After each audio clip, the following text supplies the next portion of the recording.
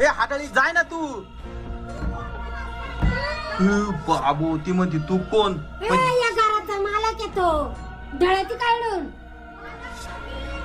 तू कुठून पैदा झाली? आई तेवढ्या पुसायला आई का ढळती काढून? तू ना आमची काय दुश्मनी का? ए जास्त बोलू नको. थांब तिला जाऊ दे. गप कर. तिनं चिडल यायची मध्ये. ए माऊली थांब. तू काय वाकून जाऊ राहिला? थांब थांब शांत बसा जरा. शांत बसा. हा थांब ना. गेली असेल. थांब 2 मिनिटं. तिला जाऊ दे. हळूच उघडून पाय. हळूच उघडून पाय.